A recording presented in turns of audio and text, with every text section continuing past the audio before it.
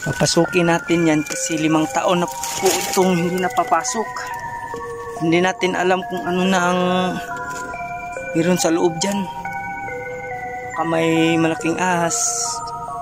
So hindi tayo distansya tayo. Meron tayong ilaw. So tara, let's go. Papasukin na natin, tara. Dito guys. Uy. Ang ganda po. Yan.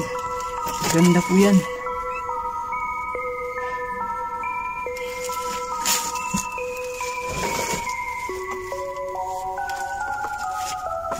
So parang hindi talaga kalat. So 5 taon na po itong hindi napapasukan.